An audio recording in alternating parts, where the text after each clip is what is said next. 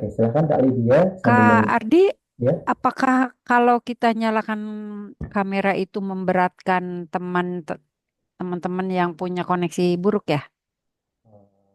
Biasanya iya, Enggak, cuman oh kurang biasanya tahu ya. ya kalau dari ini Oke, Mas Dion mungkin Kak Dion, Kak Edo mungkin kalau memang aman bagian ya. ke Oke, itu sip. boleh Kak Dion kalau mau. Kita langsung Oke, oke. Ya, langsung aja ya. Hmm. oke. Ya Jadi tadi, tadi sampai ini ya Kak, udah perkenalan. Terus mungkin karena iya, ini waktunya juga terbatas, hanya 45 menit ternyata. Jadi mungkin dalam waktu 30 menit, silahkan Kak, apa namanya, Kak Lydia untuk share terkait apa ya, bagaimana pengalaman fasilitasinya. Ya waktu itu Kak Lydia ceritakan pengalaman fasilitasi serikat buruh ya atau serikat pekerja waktu itu terkait dinamika atau situasi kelompok yang menantang. Jadi ada list-list dinamika apa saja yang pernah saya ya, sampaikan saat itu. Nanti boleh diceritakan Kak, silahkan Kak. ya, ya. Ya, jadi kebetulan salah satu klien yang memang setelah kami diskusi itu mereka memerlukan fasilitator ya. Walaupun dalam tornya sebetulnya external collaborator namanya. Jadi dari pihak luar membantu gitu ya saya, tapi saya lihat perannya adalah sebagai fasilitator. Jadi saya memfasilitasi sebuah pertemuan jejaring serikat pekerja yang mereka ingin memfinalisasi hasil kerja mereka 6 bulan yang lalu. Salah satunya adalah tentang eh, apa, memfinalisasi basis data jaringan atau konten situs webnya dan karena itu penting untuk berbagi pengetahuan. Kemudian rencana kerja ya kayak apa ya work plan gitu ya. Eh, untuk apa? Untuk mereka mengkampanyekan bersama program kerja tersebut. Kemudian nanti mengadakan rapat advokasi dan juga upaya-upaya lobby ya dengan pihak lain gitu. Kalau jejaring serikat kan pasti terkoneksi dengan berbagai pihak ya, tidak hanya pengusaha, tapi ada juga seperti pemerintah, pihak pemerintah atau pihak lainnya seperti organisasi nirlaba gitu ya. Hmm, dan banyak ya aktor-aktor yang terlibat di keberadaan mereka untuk bisa em, membuat keberadaan mereka dalam industri atau usaha ini berkelanjutan gitu. Jadi juga ada eh, serikat itu kan selalu punya kasus gitu ya. Bagaimana kasus-kasus ini antara mereka dengan pengusaha itu menjadi sumber informasi, sumber pengetahuan ya, agar dapat dikelola gitu. Ya, ya nanti saya follow lagi ya Kak Edo. Nah, mereka juga harus memiliki strategi untuk eh, berdialog di provinsi, di level provinsi ya, serta di level nasional. Karena kalau untuk secara jejaring mereka sendiri bersama anggotanya kan mereka sudah rutin ya. Tapi bagaimana mereka hadir bersama berkolaborasi dengan pihak-pihak lain agar ya tadi eh, industri tersebut itu sustainable ya gitu ya dan berkelanjutan sehingga di Indonesia pun itu menjadi mm, eh, penyumbang devisa bahkan gitu ya. Nah, eh, pekerjaan yang diminta saya berkolaborasi tadi eksternal kolaborator itu memfasilitasi ketiga meeting sebetulnya. Meeting awal mereka sebagai jejaring serikat, kemudian nanti setelah program kerjanya eh, tersusun rapi, 2 minggu kemudian bertemu di level provinsi. Nah, nanti ada salah satu provinsi yang hasil meeting pertama itu diputuskan kemana gitu ya, yang akan bisa memberikan dampak lebih luas gitu.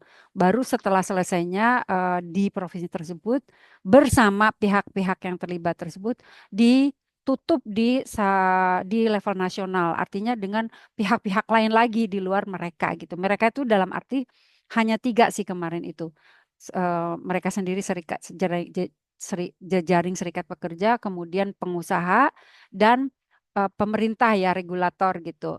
Nah, dari ketiga mereka ini ketika di level nasional bertemu dengan pihak-pihak lain lagi bagaimana rantai pasok ini gitu ya di industri ini siapa saja yang terlibat. Nah, nanti di situ akan hadir pihak lainnya dalam meeting tersebut agar terjadinya kolaborasi di industri ini berkelanjutan sehingga di Indonesia ini lebih bermanfaat lah gitu ya, keberadaan mereka.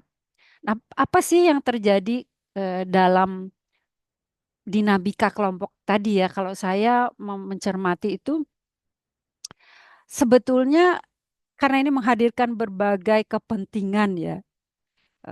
Jadi menantang sih sebetulnya. Karena apa? Masing-masing punya tujuan gitu.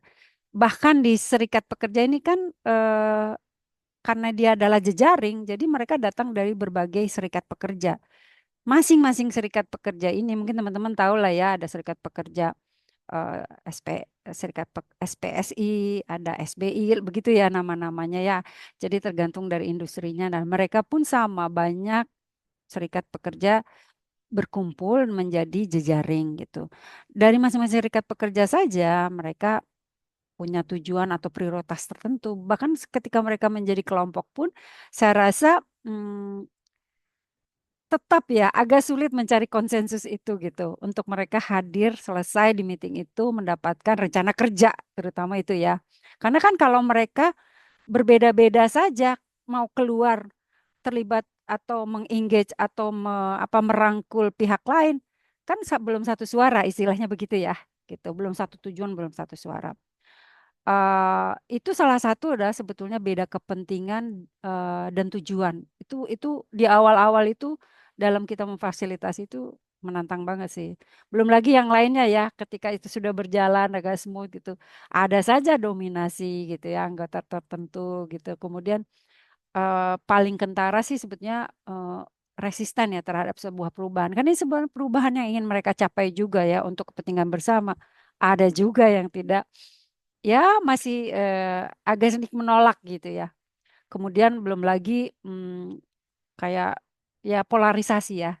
Jadi sudah terlihat tuh eh, nanti yang ini berkelompok sama yang ini ada beberapa kelompok gitu. Karena tadi ya punya tujuan. Walaupun sebetulnya mereka juga sebetulnya wakil dari masing-masing serikat tuh antara 2 sampai 3 orang gitu. Ada yang 1 orang juga.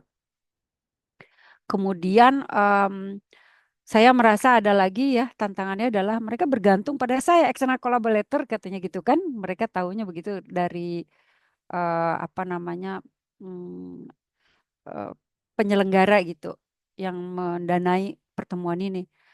Kan Ibu, kan saya dipanggil untuk membantu ya.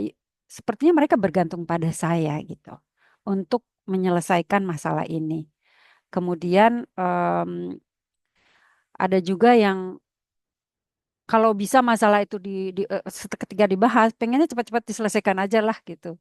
Ada beberapa kelompok yang punya pengaruh yang ya sudah kalau udah selesai udah apalagi kan tinggal kita nanti meeting berikutnya gitu. Jadi mereka ingin mendorong-dorong keputusan itu diambil tanpa mempertimbangkan sebaiknya untuk kebersama tujuan mereka bersama gitu. Hanya karena beberapa kelompok yang vokal yang menyampaikan, nah udah itu aja ambil keputusannya seperti itu. Gitu sih kalau nggak salah. Oh, Saya kalau ingat boleh banyak tahu, sih soalnya. menarik nih, menarik banget ini dari apa ya, kayak konteks ya, terlihat konteks dari apa, apalagi ini ranahnya udah kayak strategis gitu, menghadirkan berbagai pihak, berbagai multi kepentingan juga, dengan berbagai tujuan yang berbeda-beda, tantangannya juga jelas yang terlihat. Bagaimana kepentingan itu dipertemukan, berbagai kepentingan dipertemukan dalam satu ruang, dan satu wadah gitu, hingga nanti merumuskan oh tujuannya ini tujuan bareng-bareng karena kita di sini sebagai kelompok itu sesuai konsep fasilitasi ya. Betul, Nah ini betul. saya pengen tahu nih Kak, yang dirasakan Kak Lydia ketika tahu kalau Kak Lydia mau memfasilitasi itu, sebelum memfasilitasi perasaannya gimana? Waduh ini nanti mau memfasilitasi itu Kak, udah ada kayak berbagai macam spekulasi atau asumsi gitu nggak Kak? Ya, tentu saja ya memang kadang bukan kadang ya sering kali saya kalau eh, ada punya apa namanya kesempatan untuk berpartner dengan klien itu, saya tentu saja kita sebagai fasilitator kan membayangkan ya dari TOR yang ada itu tujuan yang dicapai ini, hasil yang akan didapatkan ini setelah meeting. Itu kita sebagai fasilitator justru pekerjaan terbesar kita adalah merancang ini bagaimana semua ini berhasil diperoleh kan gitu. Iya, Jadi saya membayangkan uh, apa yang akan terjadi kalau saya tidak tahu peserta itu siapa saja, itu lebih lebih agak mungkin membuat tekanan pada diri saya sehingga setelah saya mendapatkan kantor itu ada jumlah pesertanya, saya tentu punya waktu masih. Kadang-kadang juga nggak punya waktu ya. Klien itu nggak sih pendek banget waktunya sampai saya baru tahu pesertanya siapa itu ya mungkin pada saat di sehari setengah hari sebelum dimulai. Nah, saya punya kesempatan untuk bertanya siapa saja yang hadir gitu kan, siapa jabatannya apa. Nah, itu akan sangat memudahkan dalam saya merancang sebuah proses dialog atau rencana kerja tersebut, pertemuan rencana kerja tersebut. Deg-degan sih, Kak Adi, karena tentu kita sebagai fasilitator selalu hadir bahwa bagaimana terbaik kita tidak punya kecenderungan mendorong keinginan kita kan, tapi bagaimana memaksimalkan apa namanya partisipasi mereka agar mereka memang memiliki atau tadi ya mereka bahwa setelah meeting tuh oh ya ini hasil kita ya saya saya Lydia ini eh, membuat rancangan agar mereka semua terlibat kan gitu sebetulnya. iya betul banget ya. Jadi membayangkan tuh udah pasti sih kalau fasilitator tuh. Membayangkan kayak ini nanti bakal kayak gimana ya, aduh, Iya, udah ada rancangannya, udah ada dokumen-dokumen kan pasti udah terbesit, oh ini gambarannya bakal seperti ini nanti. betul, Pasti kan betul. udah segala macam cowok mau perancangan, pikiran macam-macam, tapi sebagai fasilitator tentu harus bisa memanage semua itu ya, termasuk bagaimana dia Betul. prepare, harus well prepare, harus menyiapkan metode, tekniknya gimana, kan memang Mm-mm. harus disiapkan. Nah itu Betul, betul. gimana tuh? Apa proses Kak Lydia ada tips nggak nih? Tips di awal ya, ini sebelum nanti tips di akhir. Tips gimana sebelum Kak Lydia ketika tahu mau memfasilitasi kelompok yang saya bisa bilang di sini adalah kelompok yang kompleks gitu. Kelompok yang Mm, ya kompleks itu kata itu ada multi kepentingan, multi pihak. Biasanya ya, persiapan apa aja sih yang Kak Lydia lakukan? Boleh iya. diceritakan? Yang saya belajar dari pengalaman-pengalaman sebelumnya, sebelumnya ya, mungkin mentor saya salah satunya adalah pendiri sekolah fasilitasi ya, karena saya banyak belajar dari beliau bahwa nggak penting kita mau metode yang kayak apa gitu, alatnya pokoknya yang keren-keren, semua orang terlibat, tapi sebenarnya tujuan dan harapan akhir yang akan dicapai itu tidak didapatkan, sebetulnya ada sesuatu yang kurang. Jadi saya selalu belajar membayangkan apa sih yang akan dirasakan oleh peserta gitu. Jadi saya sebagai fasilitator tuh mencamkan ya, oke tujuannya ini, hasil yang ini dapat ini. Kan ini yang akan menghasilkan mereka nih peserta. Saya ingin mereka merasakan apa ketika di 8 jam itu. Hari pertama misalnya kan, kemudian 8 jam hari kedua dan hari ketiga. Masing-masing hari itu saya sudah harus bisa membayangkan apa yang ingin saya ciptakan pengalaman atau situasi yang mereka akan rasakan. Nah, itu di situ butuh merancang tadi metode dan alat. Salah satunya mungkin kalau mereka ingin hasilnya adalah rancangan kerja, sebetulnya yang saat ini mereka miliki apa sih? Sehingga mereka juga ada keterhubungan gitu, nggak ujuk-ujuk tiba-tiba dari nol. Nah, itu saya selalu mengapresiasi apa yang mereka sudah kerjakan juga. Jadi mengapresiasi itu kan penting ya agar mereka di dalam zona ketika diskusi itu, oh mereka sudah melakukan sesuatu. Tinggal bagaimana nih ke depan memperluas, memperkaya, mempertajam, memperdalam dan seterusnya gitu ya. Nah, eh, pertama sih itu bagaimana kita menciptakan pengalaman apa yang akan dirasakan oleh mereka peserta dengan tujuan tadi yang ingin dicapai dan hasil yang didapat setelah pertemuan tersebut. Itu sih penting sekali, Kak. Baru nanti turunannya akan keluar, oh kalau ini yang akan didapat di sesi ini, mungkin nanti akan terbentuk rancangan sesinya ya, sesuai dengan hasil dan tujuan dan hasil tersebut. Baru kita akan bisa merancang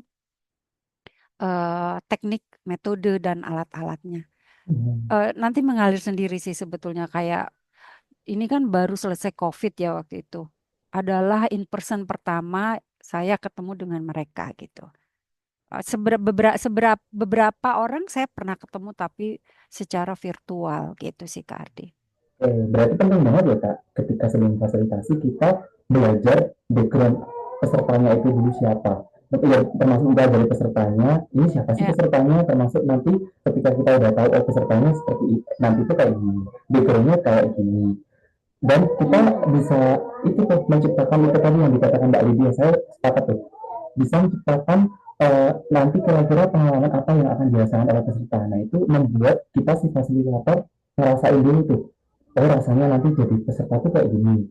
Ya pengennya kan emang proses yang fasilitasi yang emang efektif dan produktif apalah segala macam itu. Jadi kita harus bisa merasakan dulu itu, baru nanti kita iya, ya kan, betul ya kak? betul betul. Hmm. Istilah kalau dalam bahasa Inggris katanya put yourself on their shoes gitu. Kalau Ya kita jadi peserta betul, ya. pasti yang kita akan kerjakan gitu. Jadi Hmm. kita ngerancang metode dan alat tapi nggak doesn't make sense gitu ya. Iya, ya, jadi kan emang Mungkin ya berdasarkan contohin. Betul peserta. betul Nggak betul. boleh Itu kita sih. penting banget nih teman-teman. Jadi kita nggak jangan menciptakan proses fasilitasi sesuai selera kita, apa yang kita mau. Aku sukanya mau bikin metode itu kayak gini, yang keren, yang lucu, yang seru, yang unik, kreatif. Tapi ternyata itu nggak make sense sama kebutuhan peserta ya, sama aja, bakal sama Hmm, aja bohong gitu. Akhirnya nanti tujuan betul. fasilitasnya tercapai. Jadi tadi kata Mbak Lydia, kita harus bisa menciptakan apa namanya proses termasuk tadi ya apa pengalaman yang akan dirasakan peserta turunannya itu tadi metode teknik alat yang memang dibutuhkan peserta gitu jadi bukan dari sesuai kemauan kita dan itu memang harus bisa kita harus bisa memastikan itu tadi metode alat teknik termasuk apapun itu di proses itu tujuannya satu ya untuk mencapai apa yang mau dicapai kan oleh Betul, peserta. betul, Nah, betul. selanjutnya Kak Lydia. Ini tadi menarik banget ya. Selanjutnya tadi Kak Lydia kan sempat menyampaikan berbagai macam dinamika ketika belum fasilitasi serikat pekerja itu. Hmm, Ada beberapa di antaranya ya, ada resistensi terhadap perubahan, lalu ada tadi mau polarisasi kelompok, kemudian berbagai ketidakselarasan visi karena diawali oleh multi kepentingan.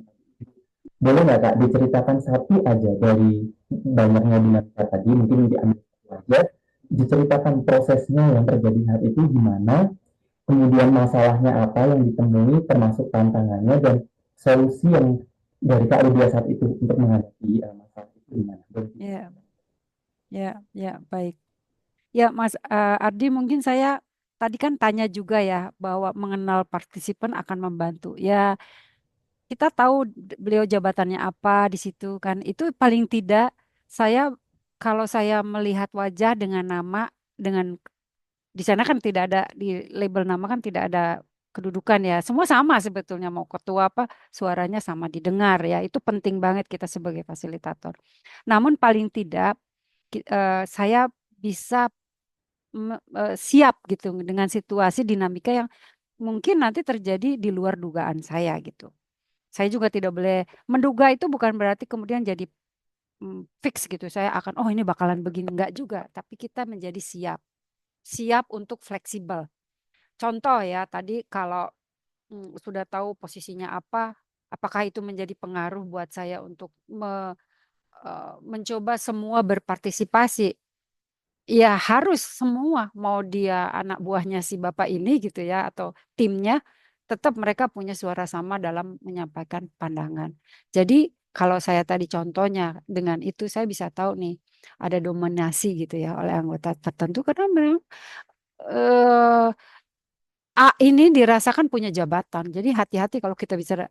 Sayangnya tuh seperti itu. Padahal ketika berdiskusi membicarakan masa depan kehidupan, ya beliau menjabat tahun ini, tahun depan belum tentu kan begitu ya. Jadi artinya mereka harus punya rasa ruang yang aman untuk menyampaikan pikiran, pendapat dan apa ya opini atau apresiasi dia terhadap tertentu itu kita harus tetap terbuka. Contohnya ya em, mungkin yang paling kentara itu adalah eh, mereka kan datang dengan kepentingan bahkan personal ya tujuan personal di situ hadir di situ duduk eh, mungkin kurang kontributif gitu ya. bahkan kadang-kadang menyabotase peran saya gitu. Karena diambil alih lah mungkin beberapa menit gitu seperti itu.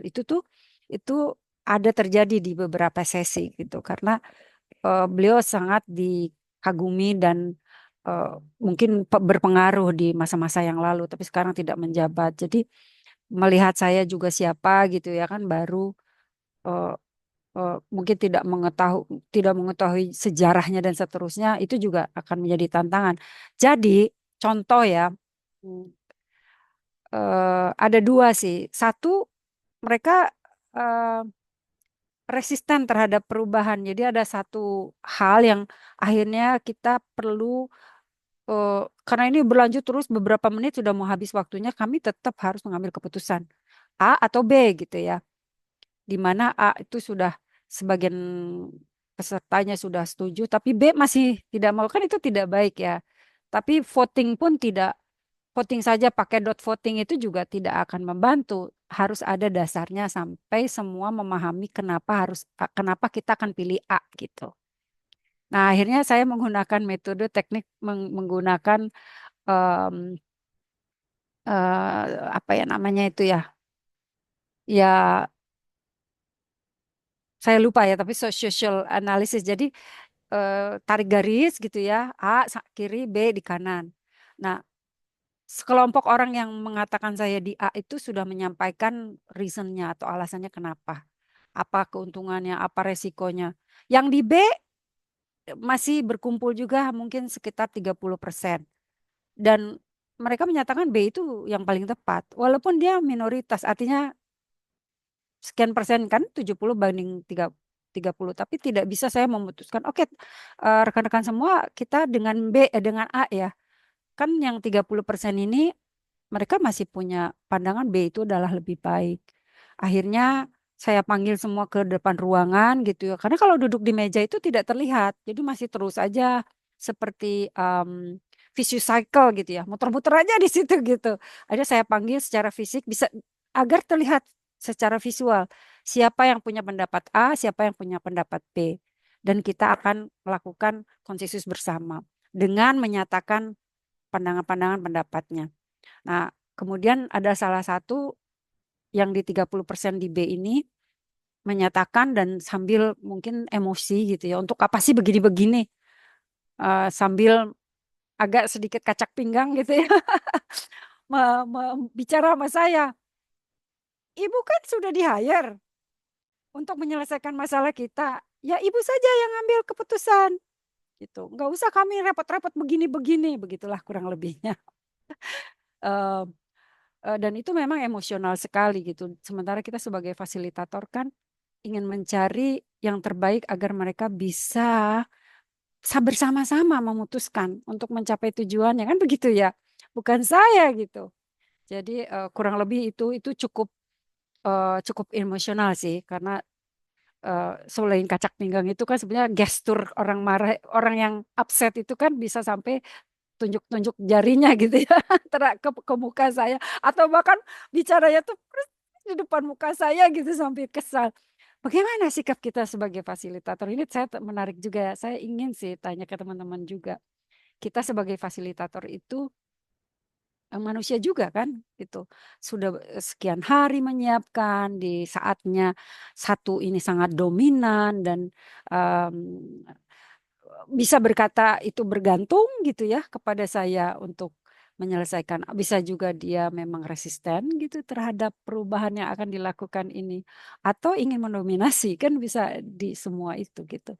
Itu sih pengalaman saya bagaimana saya mensikapinya ya. Saya tetap tenang karena saya di sini saya menyadari tujuan saya di sini apa ketika di awal itu. Kalau ada sebagian orang yang memang secara emosionalnya agak menjadi kurang terkendali karena ada proses-proses yang mungkin membuat mereka tidak nyaman gitu, saya boleh berempati, tapi tetap saya harus fokus pada tujuan dan mencoba memahami eh, apa yang diinginkan. Kadang saya harus reses. Oke, kita mari reses aja sebentar. Tapi ada notulensi kan. Jadi setelah reses 5 menit kita break dulu gitu, ambil minum dan sebagainya.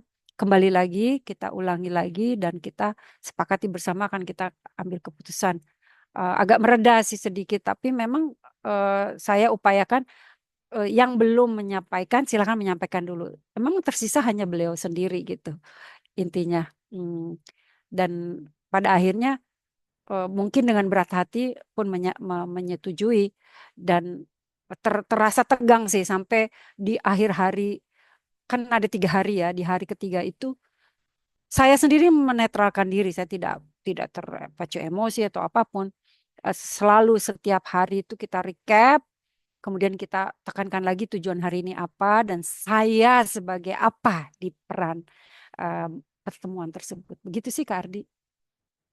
Mungkin bisa teman-teman yang lain sharing juga nih kalau sampai Tuh. di posisi saya tuh seperti apa gitu kira-kira ya. Nah, wah, keren banget nih Kak Lydia dari pengalamannya. Oke, tadi kan udah tahu tuh dari apa namanya pengalaman Kak Lydia macam-macam ya. Ada ketika memfasilitasi kelompoknya ditemukan tantangan, dinamikanya dari resistensi terhadap perubahan, ada beberapa peserta yang dominan, ada yang memang multi kepentingan itu jelas. Kemudian ada yang ya apa ya penuh emosional gitu. Ada entah ada sensitif atau gimana gitu dikit-dikit sensi gitu kayak tadi disebutin Mbak Lydia Hmm. ada yang ya udah anda kan di hanger gitu kayak kenapa nggak ada aja gitu kayak udah nemu kelompok kayak gitu tuh rasanya juga deket juga gitu loh jadi gimana ya ya kita kesel gitu kadang tapi kan kita kesehatan harus bisa mengontrol emosi juga harus bisa apa ya mau tetap mengelola proses dengan profesional betul begitu Kak Lydia ya kan ya Ya, betul, betul, betul. ya Ya, jadi jangan sampai kita jadi terbawa emosi, karena kalau kita sudah terbawa emosi, kita tentunya tidak akan fokus dan kita tahu peran kita apa gitu. Manusia lah ya, manusiawi baik bagaimana kalau Kak Ardi diposisikan seperti itu ya. ya, Em, saya sih menarik juga ya kalau teman-teman yang lain. Coba kita dengar ada nggak teman yang lain? Belum ya, oke, ya. sip-sip. Nah, Itu sih. oke. Nah, ini dari cerita Kak Lydia tadi mungkin teman-teman kepikiran nih atau ingat, oh ya, aku juga pernah tuh memfasilitasi kelompok yang kayak gitu gitu. Nah, itu kira-kira dari antara teman-teman di sini nih, mungkin dari Kak Ida, Kak Dian, Kak Edo, apa ini ada baru masuk Kak ada Mas Faisal juga. Oke, mohon maaf Mas Faisal, Mas Reza, tadi karena langsung notes, jadi nggak sempat buka untuk WhatsApp gitu. Saya pikir tadi udah copy semua gitu. Jadi tadi Kak Lydia udah apa namanya cerita sharing pengalamannya terkait fasilitasi kelompok serikat kerja tadi dari berbagai macam eh, dari berbagai ya. Jadi Ya, macam-macam. Mau tanya aja boleh nggak Kak? Oh boleh. boleh, Nah Kak Edo silakan. silakan Kak Edo. Boleh langsung tanya aja. Boleh mau langsung ya Ya, silakan. thank you Mas Ardi. Kalida aku mau nanya aja sih. Kalau Ya, sharing ya. jangan deh. Eh, ini Kak, tadi sebenarnya udah sempat cerita gitu. Tapi kalau boleh dirangkum lagi gitu Kak, satu soal assessment ya. Maksudnya eh, kalau dari Kak Lydia gitu ya, setiap mau diajak untuk memfasilitasi sebuah forum gitu, informasi apa sih yang paling penting untuk beneran diketahui gitu? Hmm. Itu jadi sebelum sesi itu sih yang pertama. Terus yang kedua, ini apa ada 3 pertanyaan sekaligus ya kali dia. Ya, Ya silakan, silakan. soal ini ya memfasilitasi multi stakeholder tuh kan kadang yang paling sulit adalah membangun kesadaran bersama gitu ya untuk bahkan membangun mendefinisikan tujuan bersama itu kan rumit gitu ya. Nah, eh, gimana selama ini kali dia ya itu ya metode apa sih yang selama ini mungkin paling efektif untuk membangun kesadaran dan sejauh mana eh, ini kayak terakhir tuh aku memfasilitasi sebuah forum gitu kali dia tapi yang waktunya sebenarnya cuma sehari tapi di bagian membangun kesadaran bersama membangun tujuan bersama itu agak sulit gitu itu belum clear dulu sehingga sehingga yang tadinya direncanakannya mungkin cuma 2 jam akhirnya jadi panjang. Nah, ketika Oke. menghadapi itu gimana sih bisa fleksibel dan nah terakhir terkait teknis gitu ya kali dia ya. Eh, selain jam terbang gitu ya, selain jam terbang apa yang bisa dilatih untuk kita tuh kadang peka terhadap peserta, terus bisa sangat fleksibel menyesuaikan proses yang mungkin berbeda dengan alur yang kita susun tadi, tapi tetap tujuannya tercapai gitu. Nah, selain jam terbang apa yang bisa dilatih Kak, biar itu bisa kita kuasai gitu. Ini suaranya Mbak Iya. Suaranya dari Mas Reza. Oh, mantap. Nah, terima kasih pertanyaannya Kak Edo ya tadi ya. Oke, Kak Lydia udah nangkep pertanyaannya? Ya, ya. Jadi Boleh Kak membangun Reza kesadaran. boleh di-mute dulu. Hmm. Jadi membangun kesadaran kolektif ya, karena yang kita fasilitasi itu multi stakeholder ya, apalagi cuma sehari gitu ya. Mungkin Mas Rezanya boleh di mute sebentar kali. Sudah. Oke, sip sip. Gitu ya Kak Edo ya yang saya pahami. Terus Betul, bagaimana? betul. Hmm, ada pertanyaan kedua nanti kita satu-satu kali ya. Ya, ini karena waktunya juga tinggal 10 menit nih ternyata. Nanti Oh langsung aja ya. ya langsung aja. Nanti pertanyaan kedua boleh nanti satu tambah satu lagi pertanyaan dari Kak Dian ya tadi ya. Eh, Oke, ya boleh silahkan. ya sebetulnya kan kalau kita benang merahnya mereka bersama itu kenapa sih mereka bareng? Apa sih yang ingin dituju? Gitu kan. Jadi yang dijelaskan, yang diklarify bersama itu ya seperti visi misinya ya mereka bersama tuh untuk apa? Jadi yang paling besarnya secara sistemik mereka ingin melakukan apa? The why-nya gitu sih.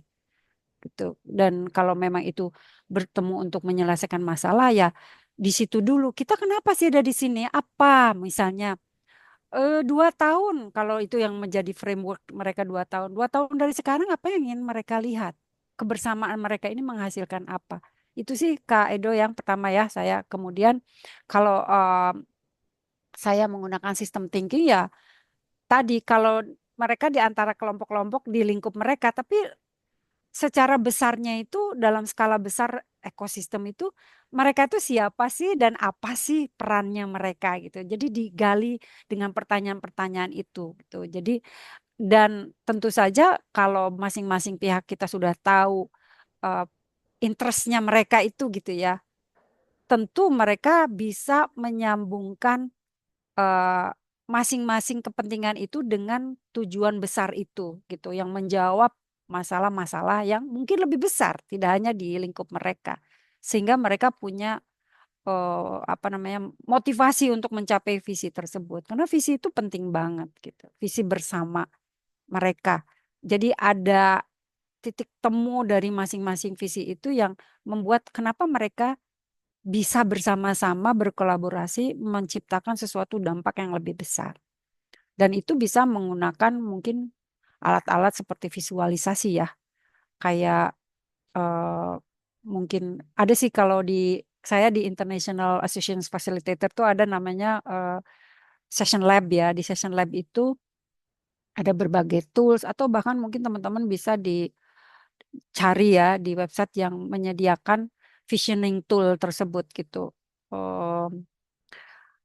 Dan itu sangat ya seperti kita lah ya kalau kita di facilitator network kita punya visi ingin bagaimana fasilitasi ini menjadi salah satu alat untuk perubahan gitu ya cara atau metode atau pendekatan atau bahkan perilaku kita sebagai fasilitator dalam merubah masing-masing dari kita kan datang dari berbagai sudut pandang ya nah tapi bagaimana kita bersama-sama membayangkan gitu visioning kemudian saya rasa untuk membangkitkan kesadaran itu tentu hmm, kita perlu tahu juga sih siapa sih yang punya pengaruh gitu ya. Dan siapa yang marginal gitu. Suara-suaranya itu tidak didengar. Kan itu penting sekali kalau kita bersama-sama ya semua terdengar gitu. Pasti dengan cara metode yang berbeda yang harus kita terapkan. Eh, Misalnya pakai kalau ingin semua, walaupun dia tidak bicara, tapi dia menuliskan gitu pikirannya ya tentang tadi ya mengimbangi dinamika power gitu ya dalam itu. Oke. Mungkin boleh ini mungkin sambil disambung pertanyaan selanjutnya mungkin boleh ke Pertanyaan dari Kak Edo teknik tadi ya. ya dari Kak Edo tadi sudah terjawab mungkin Ya, ini kan konflik katanya ya. Ya Ya, memang ya kalau masih ada kalau kaitan konflik seperti tadi ya. Jadi yang kita box. bisa anonimus, tidak menyatakan nama-nama, bisa menggunakan metaplan ya. Atau kalau teman-teman tahu metaplan, jadi kertas, biarkan semua menulis gitu, is on silent. Kemudian visinya apa, baru kita terapkan di screen di depan gitu ya, di flip chart, dan masing-masing melihat tanpa harus tahu siapa yang menulis gitu. Jadi di situ kan letak safety-nya untuk semua orang menyampaikan pikiran itu terjaga gitu. Dan kita lihat benang merahnya bisa menggunakan teknik tadi di cluster gitu ya, dikelompokkan, atau eh, kita melihat apa sih, kita undang mereka melihat kesamaannya apa gitu dari semua yang dipikirkan oleh masing-masing individu. Itu hingga memang tidak akan semua terjawab sebetulnya kan, awareness itu ya akhirnya oh di ruangan ini ternyata kita ada kesamaan ya gitu ya. Dan kalau mau kita tetap fleksibel dan netral gitu, kita selalu harus di luar konten yang miliki mereka. Artinya isi-isinya diskusi itu kan mereka, kita kan menyiapkan proses saja. Jangan sampai kayak kejebak, kasih saran, kasih advice, bahkan kita mengarahkan itu itu diharapkan tidak seperti itu. Diharapkan, saya rasa itu mandatori ya. Dan kita selalu bertanya dengan pertanyaan terbuka. Jadi misalnya menanyakan untuk mengklarifikasi, atau kalau misalnya ada pertanyaan yang artinya grouping ya, kita challenge aja pakai pertanyaan tertentu yang sehingga mereka bisa memikirkan di luar dari apa yang mereka sudah pikirkan itu gitu. Gitu sih ya. Jadi menggunakan kayak perspektif framing ya Ya, gitu ya. ya. Hmm. Wah, menarik banget nih. Tips sekaligus tips ya kayaknya dari Kak Lydia ya sepertinya. Tadi Hmm. tips banyak banget menjawab pertanyaan Kak siapa tadi? Edo ya dan Kak Dian tadi juga Edo, termasuk ya. Kak Dian juga tadi termasuk teknik fasilitasi yang works pada studi kasus peserta yang penuh konflik tadi ya. Tadi Kak Lydia udah menjawab pakai metapen agar nama-namanya nggak apa ya nggak safety, ruang yang safety kita mastiin privat dari ruang privasi dari masing-masing peserta, tapi tetap bisa mendorong partisipasi dari peserta sampai tujuan dari fasilitasi. Nah, menarik banget nih. Mungkin ini karena keterbatasan waktu, mohon maaf teman-teman. Mungkin langsung saja saya Iya. recap untuk topik bahasan pada ruang karsa kali ini. Jadi intinya tadi yang dari apa kita pelajari dari Kak Edia ketika memfasilitasi kelompok ribet, bahwa yang saya tangkap ya, kelompok ribet itu pasti ada gitu. Ya namanya kelompok ya, pasti kita nggak bisa memprediksi apa bakal ada apa dinamikanya, tantangannya, masalahnya gitu, kepentingannya bahkan dari masing-masing peserta yang beda, beda visi, beda tujuan. Tapi yang penting kita sebagai fasilitator memang harus ya itu dari situasi yang seperti itu dituntut untuk siap gitu ya, prepare dari segi apa kita bisa menciptakan proses yang sesuai kebutuhan peserta atau kelompok. Kita memang harus tetap tenang dalam tadi Kak Aryan menyampaikan kita harus tetap tenang dan tetap ingat pada tujuannya itu apa gitu. Kita fokus pada tujuan karena memang fasilitasi membantu kelompok untuk mencapai tujuan. Itulah konsep fasilitasi dari sekolah fasilitasi. Karena kan memang kelompok ya, kelompok bersama tujuannya sama yang mencapai tujuan sehingga di fasilitasi ini kita memang apa ya kita harus memang punya nggak peduli metode teknik alatnya itu apa, yang penting yaitu apapun yang kita lakukan itu untuk menjawab kebutuhan kelompok ya, tujuannya satu untuk mencapai tujuan dan hasil apa yang diharapkan dari fasilitasi. Mungkin itu dulu dari topik bahasan kali ini. Terima kasih Kak Lydia karena keterbatasan waktu. Saya mau mohon maaf ke teman-teman karena banyak kendala teknis. Makasih juga, Iya, semoga lain iya. kali next event bisa lebih baik lagi. Mohon masukan dan saran dari teman-teman. Terima kasih, sampai jumpa di event selanjutnya. Terima kasih yang sudah hadir. Reaksinya boleh dikasih. Semoga nanti next di sini ada Kak